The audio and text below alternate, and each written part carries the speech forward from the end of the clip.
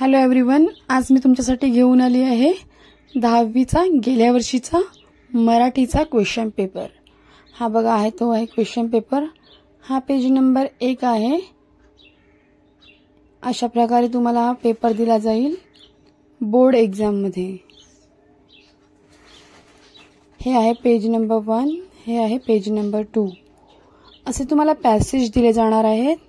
ह्या पॅसेज मधून तुम्हाला आन्सर्स लिहायचे आहेत। हा बघा, हा पेज नंबर 3 आहे, पान क्रमांक 3। अशी तुम्हाला पॅराग्राफ दिले जातील। त्या पॅराग्राफ मधून तुम्हाला आन्सर शोधून लिहायचे आहेत। तुम्ही हे पॅसेज पहिला रीड करावे असं मला वाटते। व्यवस्थित रीड करून घ्यावे, समजून घ्यावे, नंतरच त्या प्रश्नांची उत्तरे लिहायला स्टार्ट करायला हवं। हे बघा, हे पॅसेज आहेत आणि खाली क्वेश्चन दिले आहेत। ह्या बॉक्सेस मध्ये तुम्हाला आन्सर्स लिहायचे आहेत।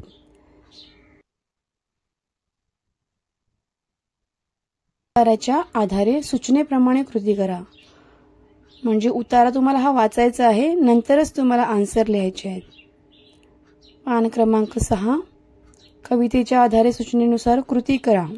ही आहे कविता। कविता तुम्हाला पूर्ण समजून घ्यायची आहे, नंतर त्याची उत्तरे लिहायची आहेत। शब्द आणि अर्थ। नंतर आहे 2 कविता आहेत, त्याच्यानुसार तुम्हाला हे प्रश्न सॉल्व करायचे आहेत। नीट रीडिंग करा, नंतरच आन्सर लिहायला स्टार्ट करा। अशा प्रकारे तुमचा पेपर असणार आहे। क्वेश्चन पेपर पान क्रमांक 9।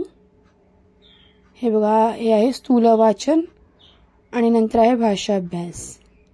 पान क्रमांक 10।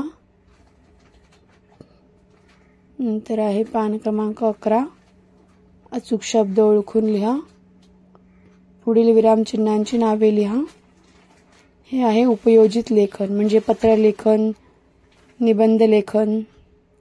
तुम्हाला इथे हे बघा, हे सारांश लेखन आहे, जाहिरात लेखन।